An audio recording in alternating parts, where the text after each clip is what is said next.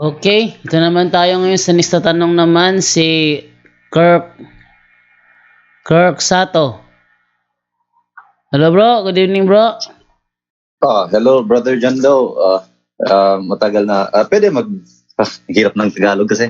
Pwede like Bisaya or English. Is it okay? Sige, go ahead. Basta hindi ako mag-nosebleed. Sige po. Kasi ganito kasi I'm living here in Japan now for like 5 years.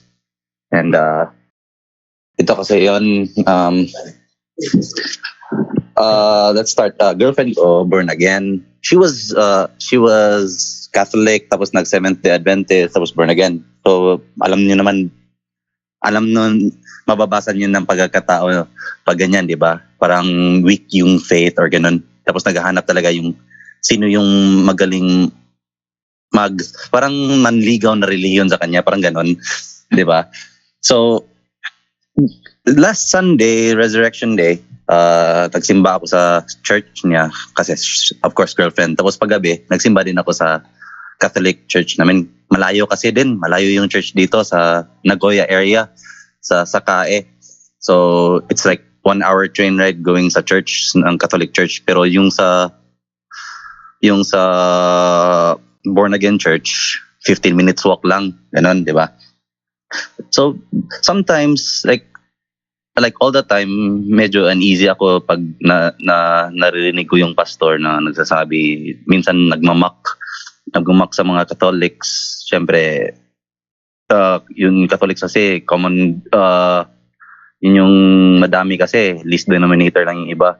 Tapos, nagmamak sila last Resurrection Day kasi, of course, sa mga beliefs na sa mga Pilipino, yung mga ganon, yung mga rituals, mga like yung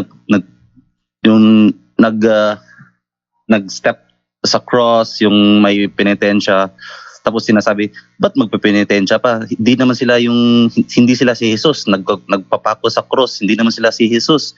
Tapos yung mga yung nagwi-whip at the back of their shoulders, right? Nagdumudugo na, hindi naman sila si Jesus, parang ganun, parang kinokopya nila si Jesus. Tapos alam nyo, yung mga taong ganun, mga masador, mga gamblers, mga ganun. So parang sa akin din, may punto naman. Pero at the same time, syempre ako, wala naman din akong magawa kasi to be honest, catechist ako dati, 15 years ago. Naging atheist ako kasi syempre, I was on my teenage years. Gusto ko yung wild, yung gusto ko walang konsensya ba. Naging atheist ako for 15 years. Last year na ako bumalik ng pagiging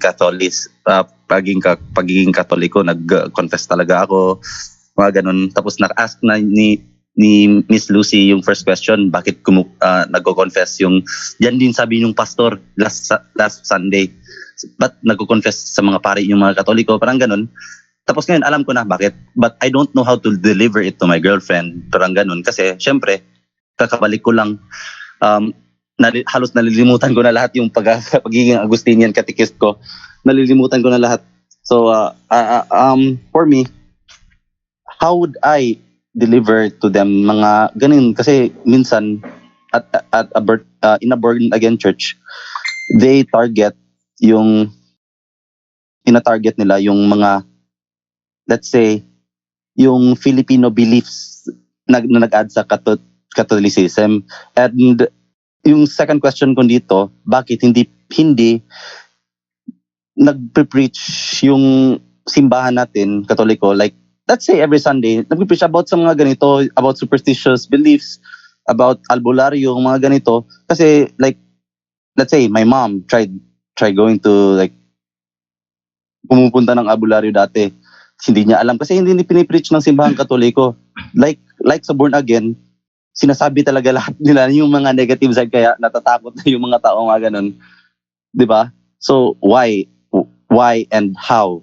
Yun lang muna, Brother Jando. Okay, so ang unang tanong mo ay, ano nga yung unang tanong mo?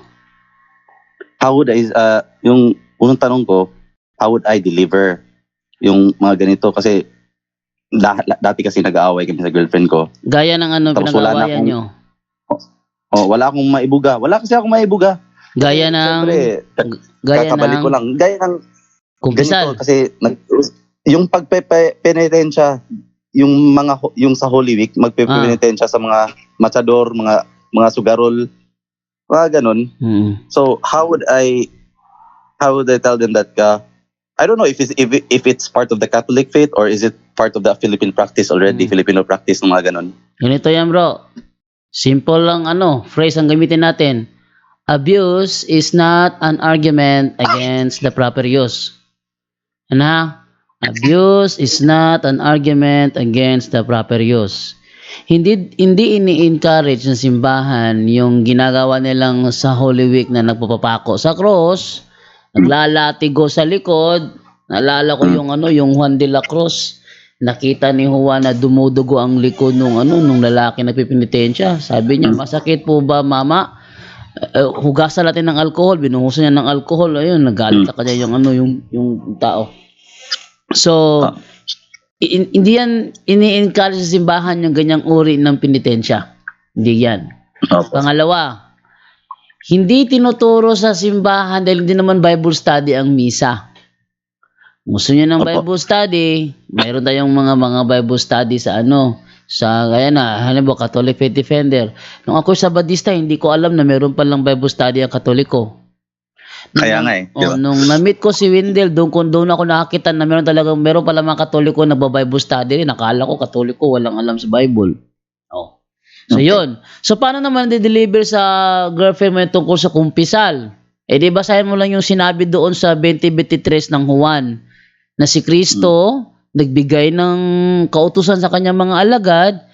Kung kaninong kasalanan na patawarin nyo, siya ay patatawarin ng Diyos. At kung sinong kasalanan ang hindi nyo patatawarin, hindi rin siya pinatawad ng Diyos.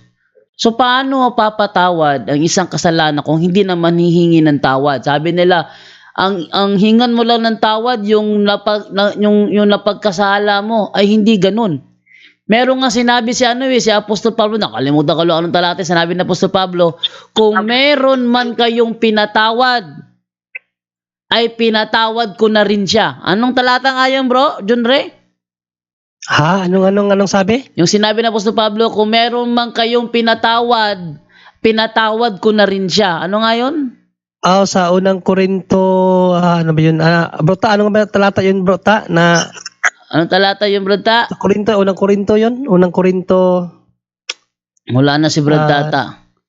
Basta sa unang Korinto yun, bro, dyan, nalimutan ko lang yung talata. Basta, may sinabi sa Apostol Pablo na kung meron bang kayong pinatawad, ibig sabihin sa kanila nagkasala, ay pinatawad ko na rin siya. Bakit niya papatawarin? Hindi naman sa kanya nagkasala. Ibig sabihin, tingnan niyo sa 2 Corinto 2:10. 2 Corinto 2:10 2 Corinto 2:10. Ito sabi sa 2 Corinto 2:10, ayan ang sino mang pinatawad ninyo.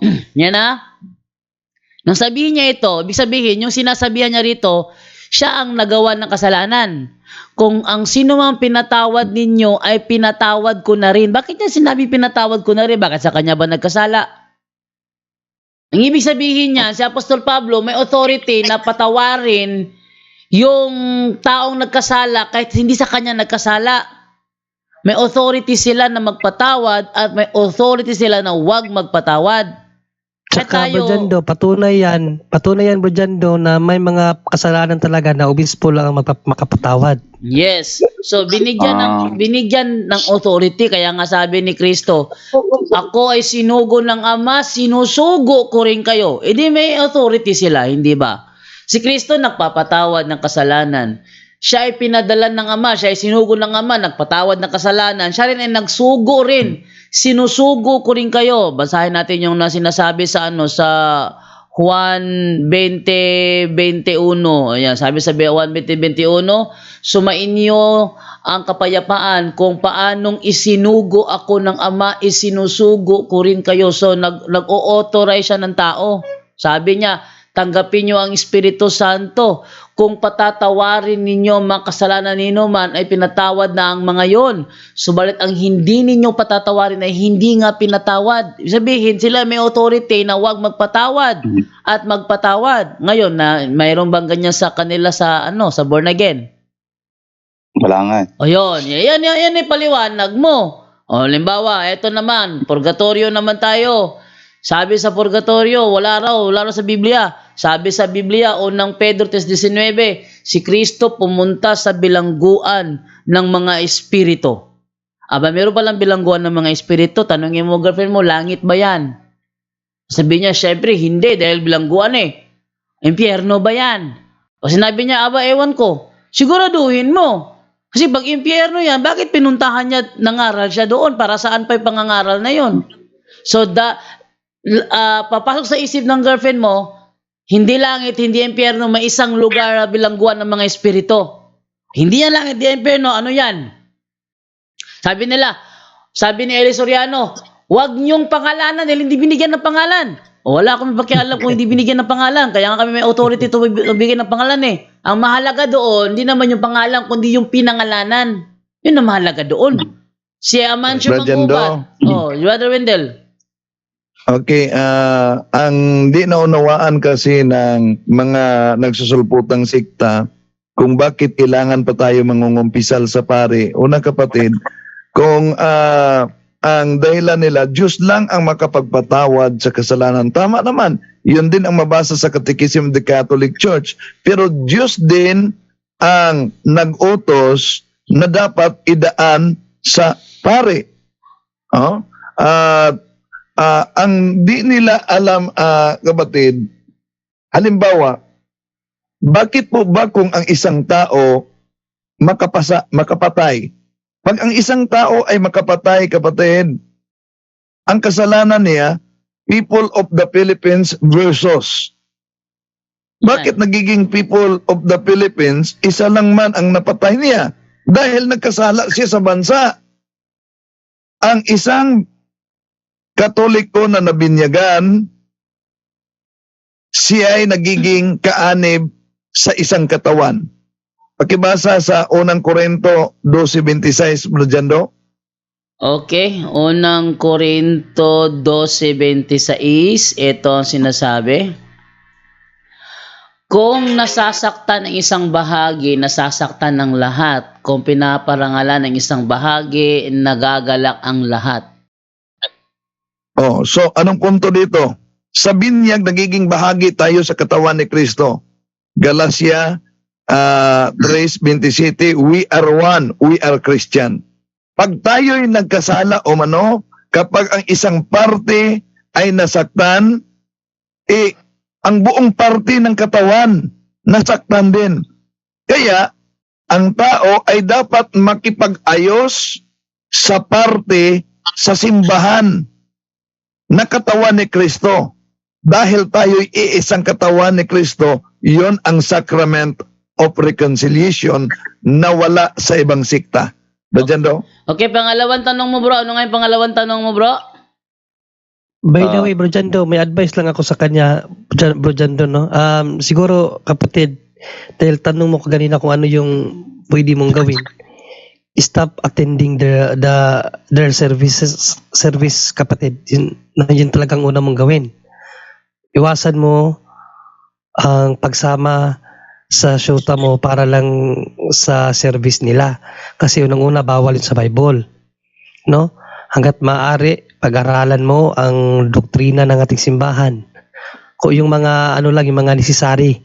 No? Kasi hindi naman kaya natin na isahin ang pag-aaral. Yung alam mong dapat na alamin para masagot mo sa syuta mo. Kasi mayroon namang CCC dyan. Tingnan mo lang, halimbawa, Mahirap. tanong mo about sa Bro Wendell? Ako po to si Kurt. Ay, ikaw. Mahirap po kasi yan, bro, kasi like what you said, hindi naman din ako, I have a strong faith with the connection to God. Kaya hindi talaga, kahit nire-recruit ako dati pa, yung nagkikitikismo pa ako, naging sakristan pa ako, kahit anong simbahan, pumunta pa ako ng INC, ganon. Hindi talaga mawawali yung faith ko. But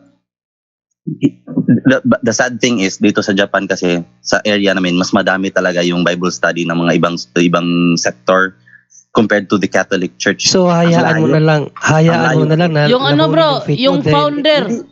Yung founder ang Bagsak lang mo dyan, do. Yung- Hayaan mo na hayaan mo na lang ba bro na alamunin yung faith mo dahil maraming nagba-Bible Hindi. study dyan na hindi Catholic.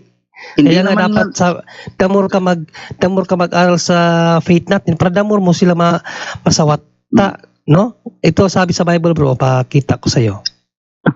Ay, ito pala. Wait. pwede, while nag-search ka, ganun. Ayoko din maging self-interpretory din ako. Gusto ko din may evidence, mga ganun. Kaya gusto ko din, Kaya nga Oh. sabi ko bro, mag-aral ka kasi may sisisi naman tayo. Yung isasabi mo na galing sa sisi, hindi self-interpretory yun. oh, Short explanation yun. yes. Yun ang aral natin. Kaya nga sabi ko, may sisisi naman, buksan mo yung sisisi mo. Doon ka mag-aral. Kung wala kang sisisi dyan, may internet naman. Oh, May sisisi sa internet. Yung specific na bagay na gusto mong malaman sa aral natin, umpisahan mo na ngayon. No? Ito Oo. kasi ang sabi sa turo ng Bible bro. No? Ang Diyos mismo nagsabi nito, pakinggan mo at pag-aralang mabuti ang aking ituturo. Kasi nagtanong ka kung paano mo i-explain eh. Ito'y magdudulot sa iyo ng kaligayahan kung isa sa ulo mo. 22, 21. Ituturo nito sa iyo kung ano ang katotohanan.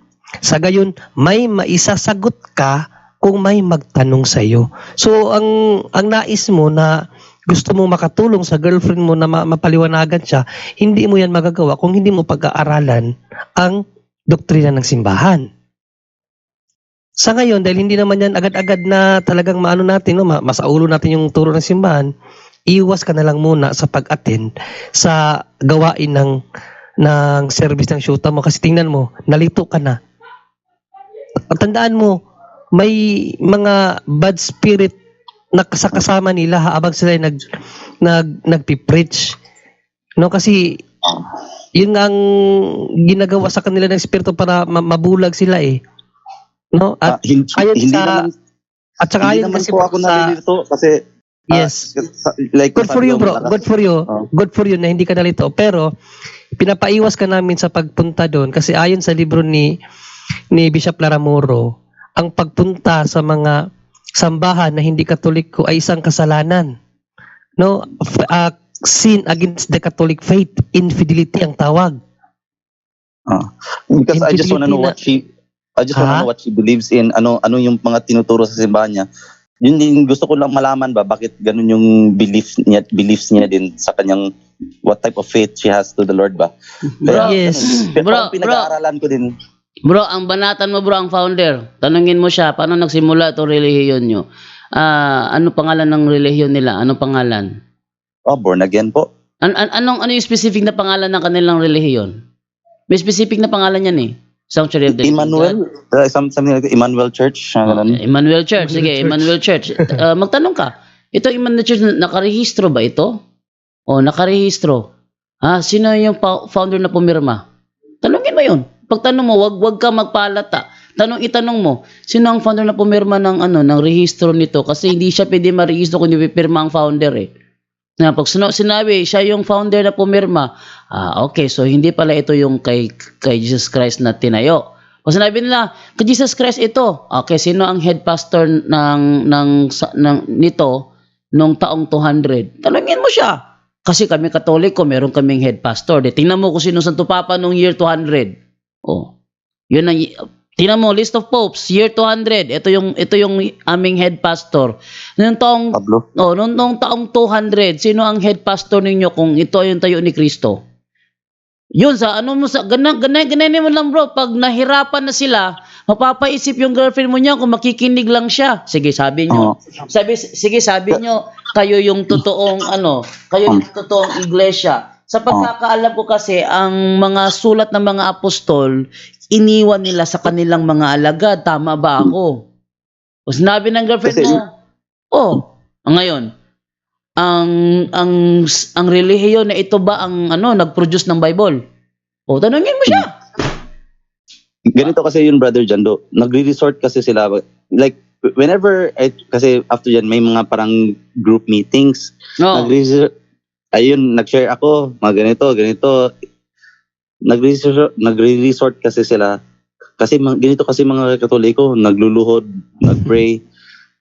nag-sign of the cross, nagmamak pa yung pastor sa sign of the cross. Parang ako nasasaktan ba? Hindi, Tapos, ito mga bro. ganito about kay Mother Mary. Ito bro, ano yung mark niya sa sign of the cross? Ano yung mark niya? Binilisan po tapos tumatawa na yung mga tao sa Tumatawa church. di.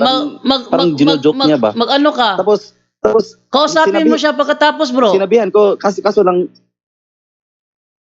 sinabihan ko lang ganito, ito yung sinabi ko sa group lang namin, hindi sa pastor. Sinabihan ko kasi wala na kasi akong malakas na ebidensya kasi nalimutan ko na yung pagkakatikisim ko. Sabi ko yung may verse yun sa Bible na never judge a person on how he prays. Ano, nalimutan ko na yun. Hindi. Yung parang ganun, di ba? May never, Bro, ano yun? ang gawin mo, bro, yung ginawa ko. Eto gawin mo, ha? Sa amin kasi sa Osamis, pero kasing ganyan eh.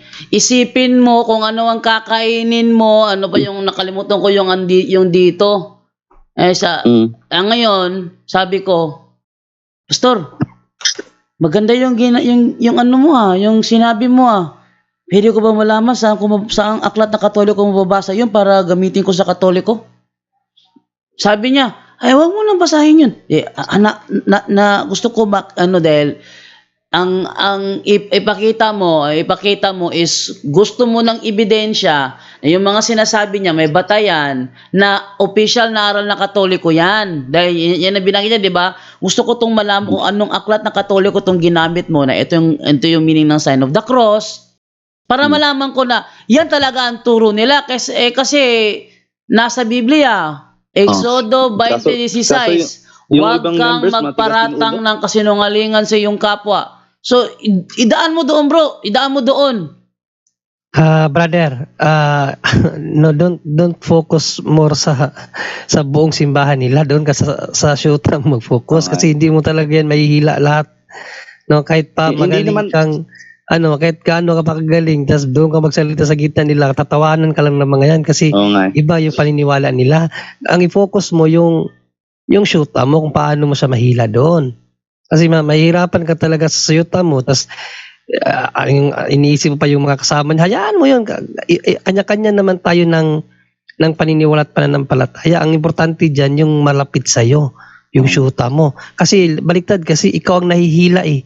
Ibig na sabi mo kaganina, hindi naman ako na sa pananampalataya ko. Oo nga, pero yan ang way ni Satan na malingla ka dahil lang sa babae. Tandaan mo, ang mamatay sa pangalan ng Panginoon Kristo ay siyang mabibigyan ng korona ng buhay. Yung mga taong naguyo, yun yung mga hindi niya bibigyan ng korona ng buhay. O sa ngayon, masasabi mo pa yan, paano kung kasasama mo sa kanya doon sa pagpunta doon sa simbahan nila, maano ka na rin. Tandaan mo, mas makapangyarihan ang sulsul ng demonyo kaysa isip lang ng tao. Yung girlfriend ko nga... Hindi malayo mangyari, bro. Hindi malayo mangyari na kung papatuloy mo yung pagsama doon dahil sa pakikisama mo sa syuta mo, hindi malayo mangyari, maano ka talaga, tawag dyan, maiiba na dandahan yung pananampalataya. Kasi makakahiligan mo pakinggan yung mga maling aral. No? Kaya sabi nga ni San Pablo, bro, kung ang pananampalataya ay bungas ng pakikinig. Yung mga napakinggan natin, delikado yan. Kasi maaari yang makapawala sa ating tunay na pinanampalatayanan. Kaya nga ang dami na ngayong ibang sekta. Ang daming Katolikong lumipat. Hindi naman ganyan ang kanilang paniniwala dati, pero dahil nakarinig sila ng mga maling turo, akala nila yun ang tama, napakinggan lang nila, pinanampalatayan nila. Well, good for you. Pero ang payo ko sa iyo, stop attending their service.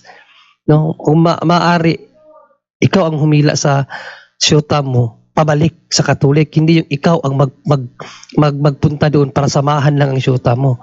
Kasalanan yung kapatid. Bro, Pwede magdagdag, bro? Bro, delikado yan, bro. Yes, bro. Bro, delikado yan, alam mo. Delikado yan, alam mo, dahil dati, ganito yon nangyari sa akin, Yung girlfriend ko, inuudyo ka ng kanilang layman. Sabi niya, kausapin mo si Japs. Japs kasi pangalan ko dun sa Ozamis Si Japs. Tapos, Nung kinausap ako ng layman, sabi ng layman, parang ganito lang yan, sabi ni Jesus Christ, if you love me, keep my commandments. No? So, para malaman ni Kristo, minamahal mo siya, iniibig mo siya, sundin mo ang kanyang mga utos. Yung sasabihin mo lang na mahal mo siya pero wala ka namang ginagawa, paano maniniwala? Parang ganito lang yun, no? Ito yung girlfriend mo. Hindi ko nabangitin yung pangalan, ha? Ito yung girlfriend mo. Pag sinabi mo sa kanya, I love you, sa tingin mo, maniniwala ka agad yan? Hindi. Kumilos ka, gumawa ka ng paraan para makita niya, dude, ano tawag doon ba doon, John Reed? Do the act ba yun? Oh, do the act. Oh, ipakita mo. Kung pag sinabi niyang akitin mo yung nyog, sabi ko naman, ay naku, takot ako makit ng nyog. Kung mahal mo siya, gawin mo.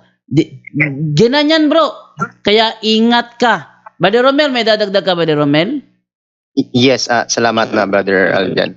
And to our brother, actually, unang-una, no, based on the experience, I have a wife na before siya po ay Born again. hindi Catholic. Yes. Siya po ay born po siya na Baptist. Then hindi po siya Baptist pinalaking. Ang yung pagpapalaki po sa kanya, introduction ng Catholicism ay Catholic daw is a demonyo. But you believe it or not, meron na kami ngayong 4 na anak at fully Catholic po siya. And in the scripture naman po, ito naman po yung mapapayo po natin. So ayon naman po dito sa kay San Pablo sa 2 Korinto 11, simulan po natin pagbabasa sa 2. Sabi niya po dito, ang pagmamalasakit ko sa inyo ay tulad ng pagmamalasakit ng Diyos. Ang katulad ninyo ay isang malinis na dalagang ipinagtipan ko sa isang lalaki, walang iba kundi si Kristo.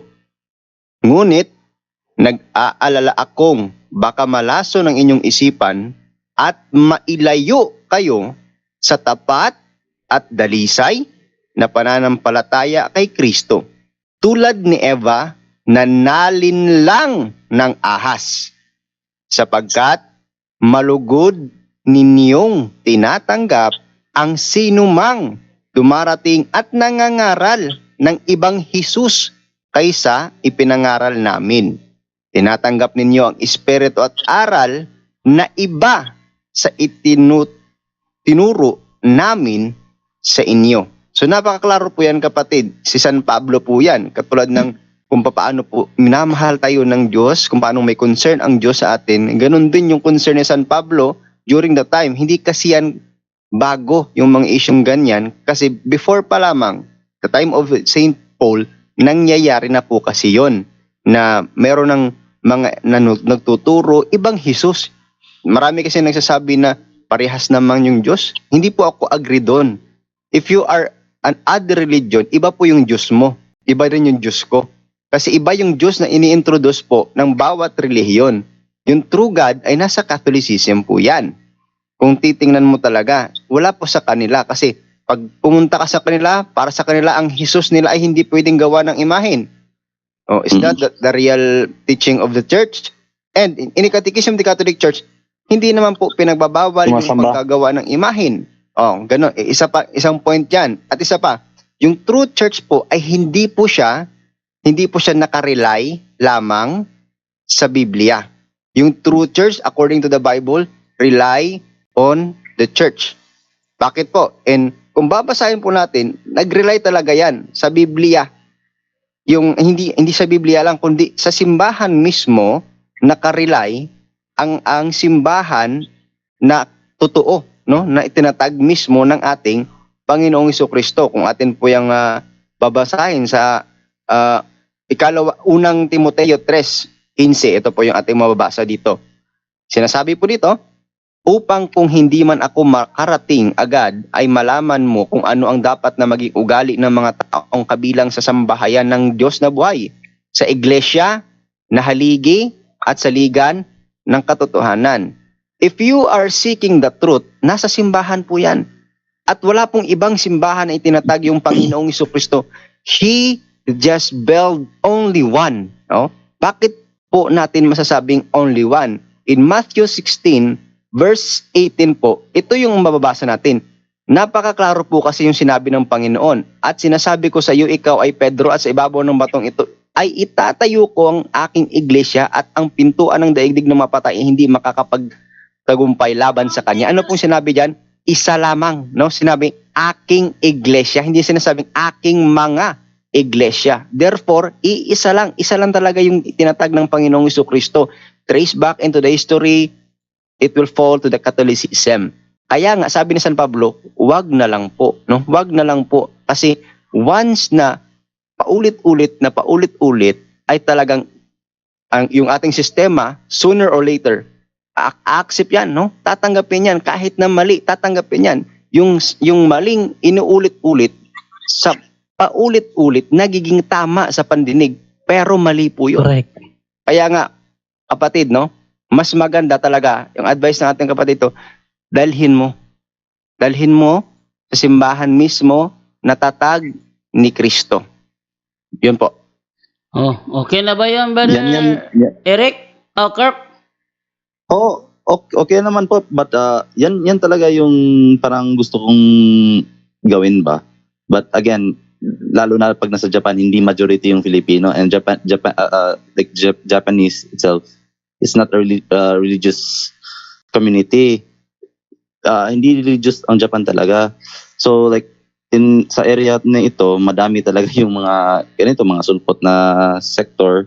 Malayo masyado yung kasi nagbabayad ka talaga, lalo na sa Catholic Church, simbahan yan, di ba? So nagbabayad ka talaga ng lugar nun, kaya hindi masyadong ganun kadami, tapos malayo, and in my area, lalo na in the Filipino community, ganito talaga yung situation, kasi most of them born again na. Let's say Catholic naging born again na kasi wala naman sa simbahan. So for me, parang ako din nasasaktan din at the same time mga ganito, kasi sinabihan ko naman sa girlfriend ko mga ganito. Tapos isa lang yung parang natatakot na siya kasi pagan daw. Tapos sabi ko, ito kasi yun, nagluluhod ako sa cross dati. Ay, hindi dati, nagluluhod ako sa cross yung nag-aaral pa ako dati. Kasi I pay respect. And hindi naman ako sa cross nagsasamba. Hindi ako sa cross nag-worship. I worship God the Father, the Son, and the Spirit. Ganun talaga yung pagtuturo ko dati. Nalilimutan ko na kasi talaga, kasi kaya ngayon, pupunta ako ng malayo pa, bibili pa ako ng CCC. I don't know, I need to check any available Bible study groups dito sa Catholic sa area namin, kaso wala talaga. Kaya ganun, like in everyday nagsasama ko. Ngayon may trabaho yung girlfriend ko eh, kaya ngayon dati parang ngayon ako bakante ba, so parang ganito ba yung it's kind of hard for me to like alam niyo naman parang pag ganun, pag majority tapos ikaw lang yung mag-isa, mahirap talaga, di ba? So for me, ayoko din mag self-interpret, kaya tama naman kayo mag-read na lang sa internet, but I think it will be better for me to share it with some people like me, some people like me din, para like I would have the knowledge, kasi mahirap lang din pag self-study lang din, di ba? Like it happened din, kaya ganito, may mga pastor, may mga ganito, kasi sila lang eh, kanya-kanya lang eh, di ba? Kanya-kanya lang pag-interpret. Kaya for me, I need a strong foundation din ba sa area namin. Kaya ganito, parang sa akin din kulang din ng support ba. No matter how big the church is, kulang din ng support dito. Kahit Bible study lang, okay na ako. First lang it's Catholic, but hindi, wala talaga dito. Kaya that's why dito ako like asking for like any guidance from you guys, kasi ang layo ko dito sa Japan. Bro, siguro advice ko lang sa iyo, no, parehas tayo nasa ibang bansa. Hindi hadlang kahit pa sabihin mong walang mga grupo ng mga Catholic faith defenders na nag-aaral, dahil ako self-study ang ginawa ko, bro. Dito ako sa Korea, pero tingnan mo ako ngayon, kaya ko ng pagtayuan o kaya ko ng dipinsahan ang pananampalataya ng simbahan, no? Kung gusto, may paraan. Kung ayaw, may dahilan. So ang advice ko lang sa iyo, bro, read your CCC, no? Ang dami ngayong mga videos, kasi ang ginawa ko kasi basa ng mga Catholic na mga apologetics. Tapos sa YouTube naman yung mga apologetic session. no, yung mga seminars, pinakinggan ko lahat isa-isa. Tiyaga lang bro, tiyaga. Darating at darating na yung gusto mo makukuha mo, no? At yun talaga, kailangan talaga ng tiyaga bro. At nandito At naman yun, po yung ulitin team. ko bro. At ulitin ko bro, stop attending no their services. Lalo ka lang magkakasala niyan. Hindi mo pinagbibigyan ang yung hindi mo pinagbibigyan ang Diyos sa gusto niya sa iyo. Bagkus pinagbibigyan mo ang syuta mo na hindi naman gusto ng Diyos, baliktad. Okay. Kaya nagtataka rin ako sa sarili ko. Kasi, ayun, Yes, ano yan bro? Ano yan? Hila yan ng diablo sa iyo. Ginagamit yung syuta mo para ka mahila. Mahirap kalabanin ng diablo bro. Masyado siyang tuso. No? Sa Genesis sabi nga sa aklat ng Genesis, pinakatuso sa lahat ng nilikha ang ahas. Kaya ikaw, wag kang paloko no, bagkus yung girlfriend mo kung mahal mo, hilahin mo pabalik. Wag kang pahila sa kanya. sige po. Okay na ba yun, Noted. bro? Okay na po, Brother Jando. Thank you. Okay.